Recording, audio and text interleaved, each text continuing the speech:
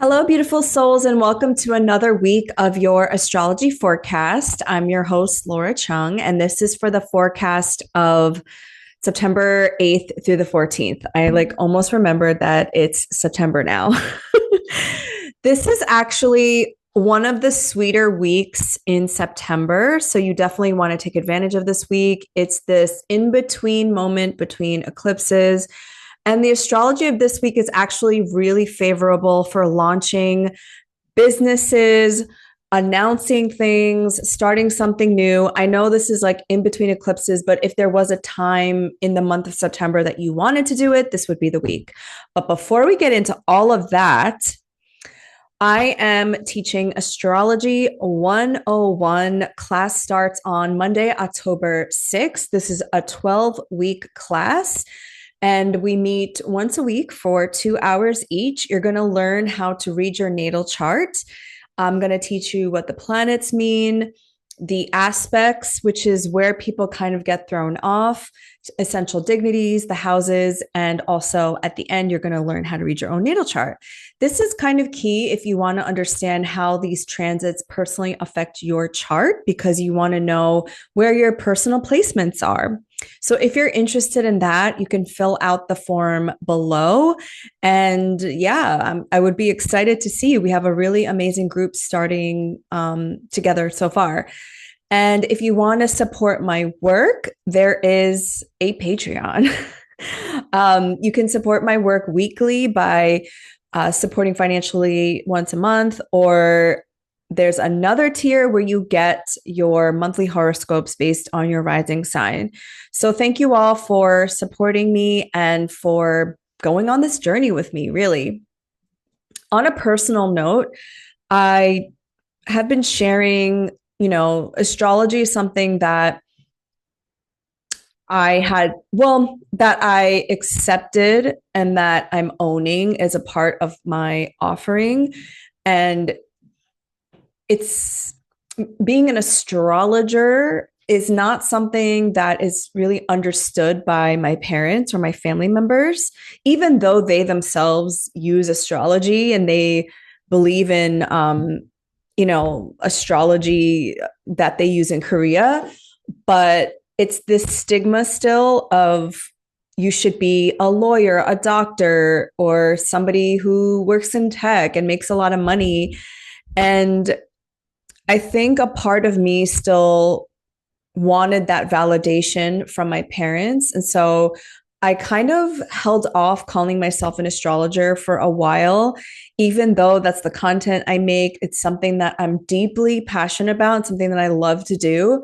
It's something that I kind of didn't own until recently. And so with this eclipse happening in my 10th and 4th houses, I am fully embracing it and kind of saying, not that I don't care what my parents think or my family thinks, but it's at this point where it's beyond that now. It's something that my soul is calling for me to share. It's something that my soul is being guided towards. And it's not just astrology that I'm teaching. It's honestly like everything that I've learned in the last couple of years since I've quit my corporate job. It's the energetics, it's mentoring, it's helping people really find their purpose and what they're meant to do in this lifetime. And also just cultivating community and creating a safe space for all of us to explore together. One thing that I know for sure is, 50% of my planets are in air signs. So one thing I know for sure, and the talent and skill that I have that I've never questioned, is my ability to talk and to ask questions and also make connections with people. This is something that from a very young age, I was a yapper. I talked. I've always made friends and alliances. And it's something that I obviously just always known, but I never knew how to apply this in my life because, going to school, I always got in trouble for talking. People would always tell me to just like be quiet. And I'm really intense. I ask intense questions. And when I used to work in corporate America, nobody was allowed to talk. You were just supposed to put your head down and be quiet. And so now having a podcast and coming on here weekly and having the gift of social media is there's like all these channels now where I can share my thoughts, my ideas. And I personally don't resonate with just being an astrologer either. I believe that I'm a synthesizer, that I connect the dots, and I use my knowledge of psychology and also I studied Reiki, I studied yoga, all of these modalities into this one offering of helping people. And so this these eclipses in Pisces and Virgo for me personally are very it's like a big deal. I feel like it's a big deal because I'm 43 years old and I finally feel like I'm doing what I'm meant to do. And I think I was always doing it. That's the thing. Like, I feel like I was always doing my purpose. I just didn't find yet the medium in which I could express myself and also get paid for what I do. I was always kind of doing this just, in corporate America or working at a startup or, the environment wasn't conducive to actually what it is that I was meant to do. So this is all to say, I'm sharing this with you because a lot of my clients and people that I work with, and just like friends and family that have shared with me that a lot of people feel lost right now because there is some sort of a collapse in structure that is going on. Clearly, if you have pattern recognition or if you just see the signs, there is some collapse going on. And where we are going, what we are co-creating is going to require us to be different people that we've never been before in order for us to usher that in. And so a lot of us are going through this grief and uncomfortable feelings and these emotional tumultuousnesses. And all of that is coming up to the surface for us to like move through it. And being uncomfortable and it being painful is the portal for change. So I just wanted to say that and, know that I think the biggest key, the most helpful thing to do right now is to continue to do that inner work, but also find your people and find the people. They don't have to be like-minded because trust me, the community that I'm a part of, we don't always agree. Find people with aligned values, people who will be there for you, people who will show up when they say they show up, people who know how to be in community and also have conflict resolution skills. So with that being said, let's start on the recap. A lot has been going on all at once. And I mentioned in last week's forecast, this is eclipse season and 5 planets are changing signs. So it feels like things are changing at such a rapid pace that you might be like overloaded. So please make sure that you take spiritual baths, go on walks in nature, have intimate conversations with people, make sure that you're grounding your body, like really deeply take care of your vessel, because these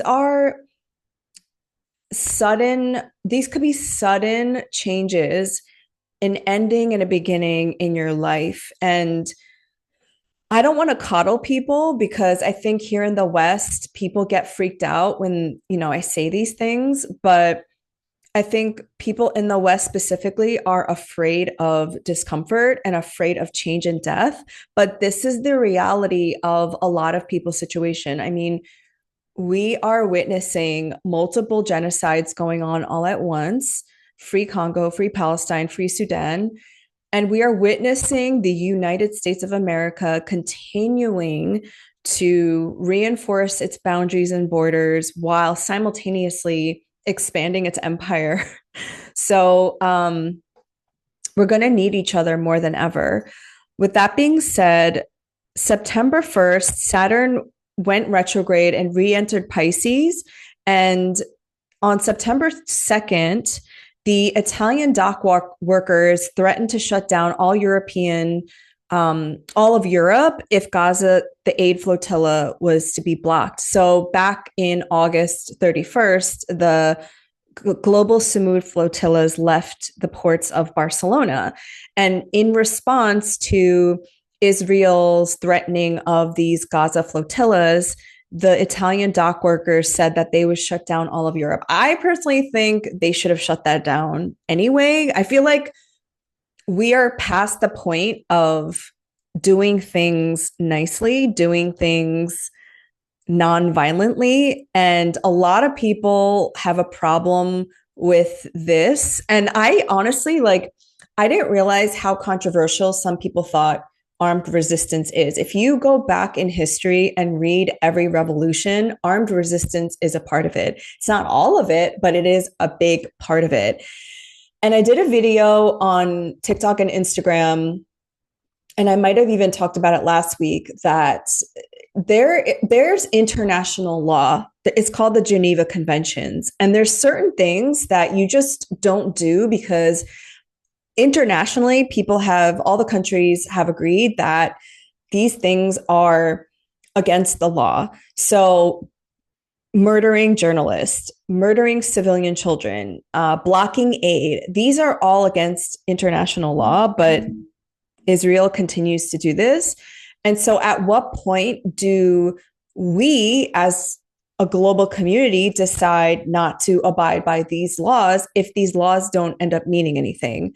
So in my opinion, these Italian dock workers should shut down Europe because of Gaza, period, because of Sudan, period, because of Congo. It shouldn't take them threatening a flotilla with mostly white-bodied influencers and celebrities on board. You know what I mean? So I thought that was interesting, just given that Saturn is about, borders and shutting down, and it being retrograde in the sign of the sea, which is Pisces. September 3rd, Mercury in Virgo squared Uranus in Gemini at 1 degree. And then on September 4th, Mars in Libra was squared to Jupiter in Cancer at 18 degrees. So we had two difficult kind of squares back to back. And on September 4th, Jeffrey Epstein's victims said that they would create their own list. So I don't know if this is shocking to some people, but this is the square nature of Mercury in Virgo and Uranus in Gemini. These victims coming on the news and sharing their stories and kind of like taking back the narrative of their own story. Story is mercurial, right? And Uranus and Gemini is breaking news. And I also thought that this was very Mars in Libra square Jupiter in Cancer. One thing I said is that the conscious expression of this transit would be to use this transit to fight for justice, to fight for something that you believe in. So I'm glad that that's what happened that day. On September 5th, so this is like around the same. So now, like last week, the energy was building towards this eclipse, right? So there's like a lot of like feelings and a momentum going on. September 5th, the US, Trump declared that the US was going to go back to the US Department of War from the US Department of Defense. And actually, when I looked this up, on August 7th, 1789, it was called the Department of War when President George Washington signed into law a bill establishing the U.S. Department of War to oversee the operation and maintenance of military and naval affairs. So I want to read the rest. This is right off of the whitehouse.gov website. The founders chose this name to signal our strength and resolve to the world. The name Department of War, more than the current Department of Defense, ensures peace through strength as it demonstrates our ability and willingness to fight and win wars on behalf of our nation at, I'm sorry, I'm laughing, at a moment's notice, just not to just defend.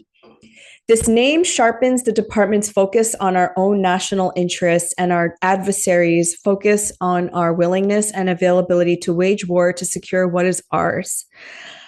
So this is very Mars in Libra square Jupiter in Cancer, and Jupiter in Cancer in the United States Sibley chart, it's their Jupiter return, and also it's the USA's chart ruler. It is expressing itself as expansion of borders, as expansion of its nationalism and defending its borders, and what the United States was born for, which is apparently reinforcing white supremacy and imperialism. So I just thought this was interesting that they decided to go back and restore the original name, which honestly is more accurate, right? This was also during a Pluto and Aquarius transit, and Pluto is retrograde right now in Aquarius. On September 6th, Uranus stationed retrograde at 1 degree, and the moon entered Pisces. So we're officially like in the energy of the eclipse. 400 Hyundai workers were arrested and detained by ICE in Georgia. So these workers were sent from Korea to establish this factory in Georgia. The factory is not open yet. It's opening in 2026, but apparently the local white folks didn't like this because they weren't getting jobs. And so, of course, what happens, they blame the immigrants, right? But what's interesting is that they were just here on a work visa to set up the factory. It wasn't even open yet. And there's like multiple things that are true at the same time, because I'm seeing a lot of people say, well, Korean people in Georgia voted for Trump. That is true. I looked that up. That is true. I think I read that Korean people in Georgia, 60% of them did vote for Trump. That is true. Also true is that these Korean people aren't American citizens. Most of them anyway, are on a work visa from Korea. That's true.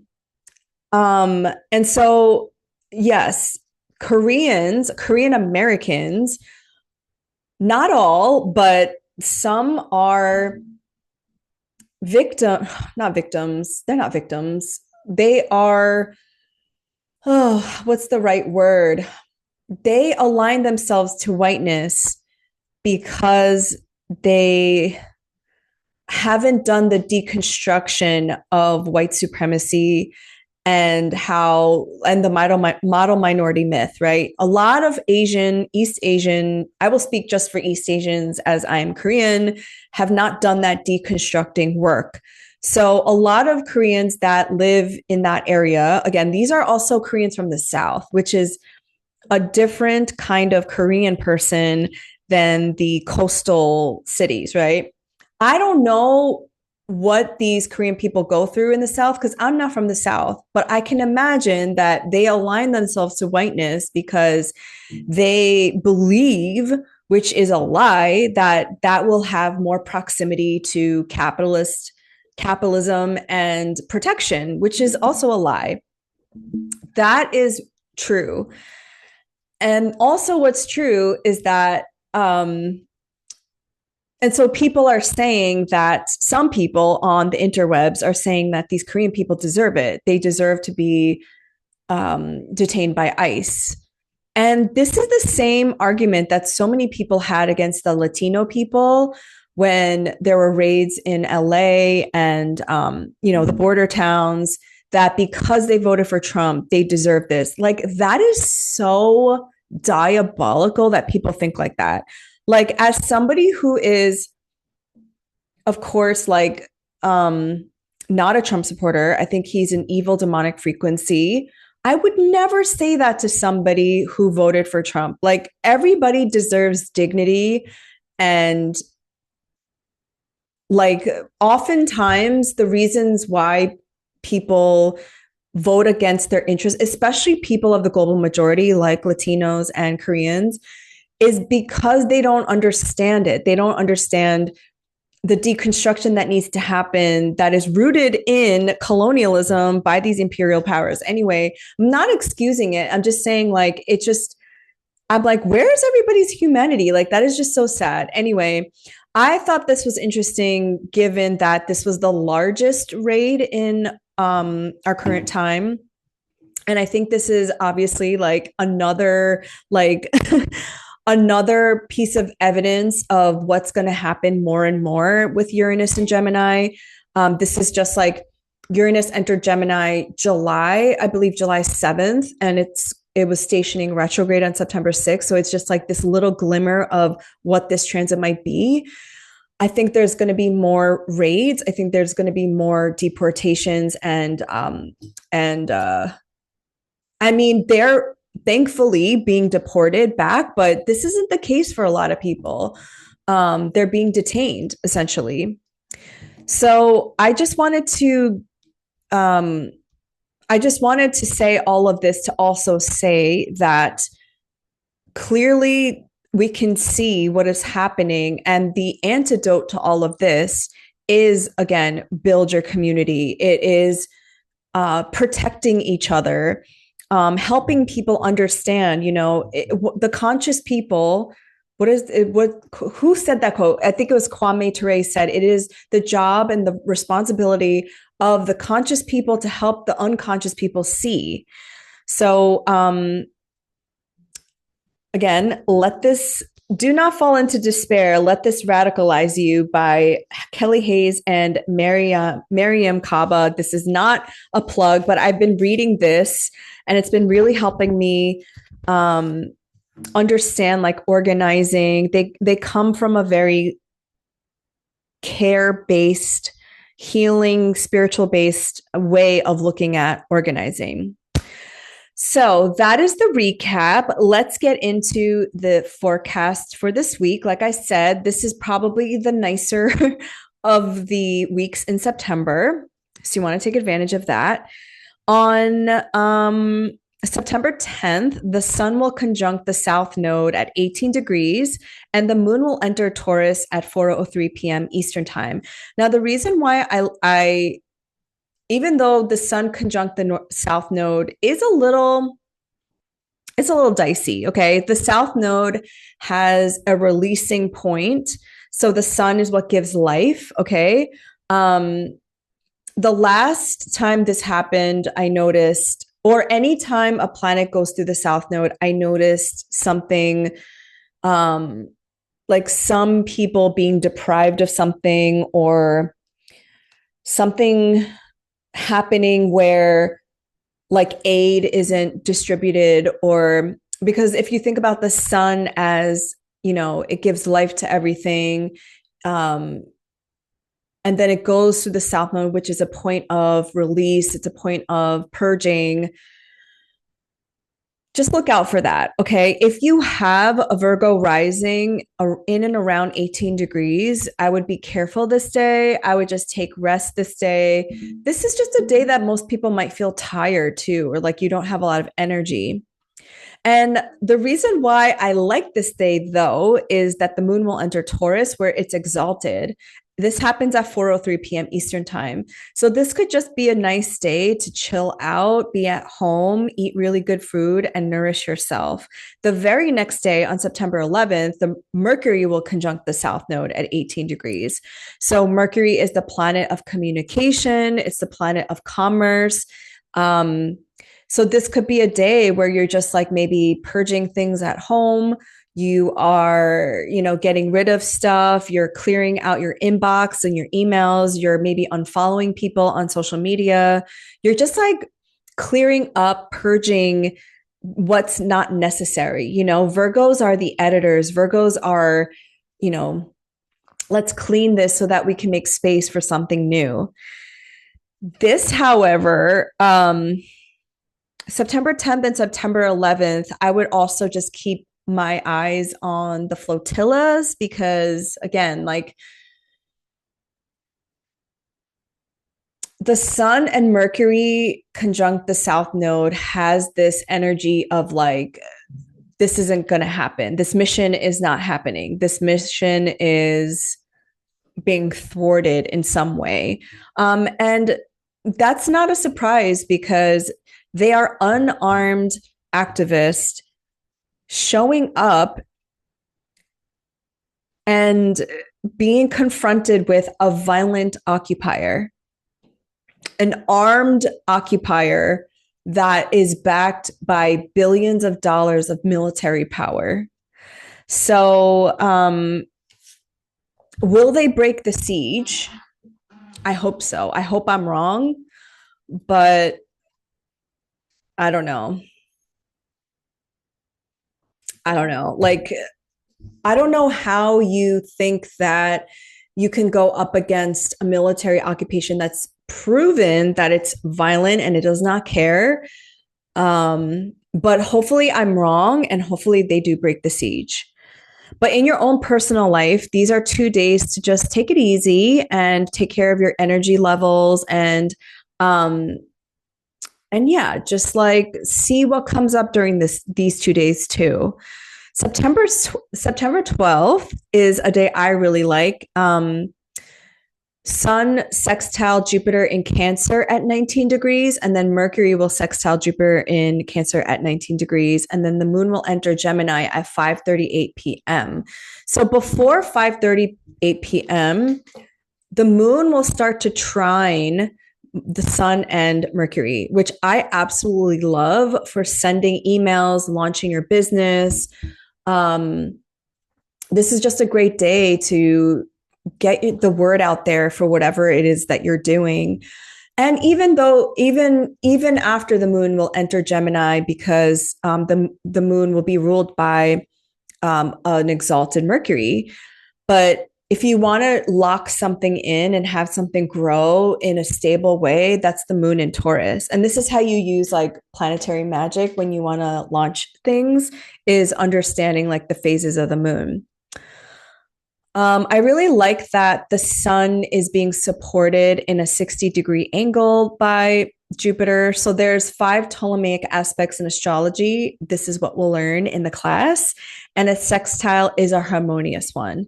So the sun, still in Virgo, it's traveling through, it's finishing up its journey, will be supported with Jupiter in Cancer, and something is expanding.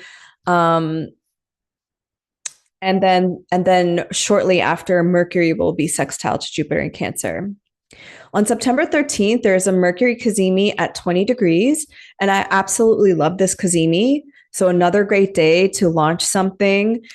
Mercury is exalted in Virgo and in its domicile. And so when a planet goes into the heart of the sun, that is like extra blessings. So I would definitely take advantage of this day. If you don't have anything planned in terms of launches, this could just be a great day to get a download, go on a forest walk, speak to the trees, let them speak to you. You can work with some plants, drink some herbal tea. I just think this day is magical. And yeah, I really like this day. On September 14th, this is the third quarter moon in Gemini. And we are making our way into a solar eclipse in Virgo that will happen on the 21st.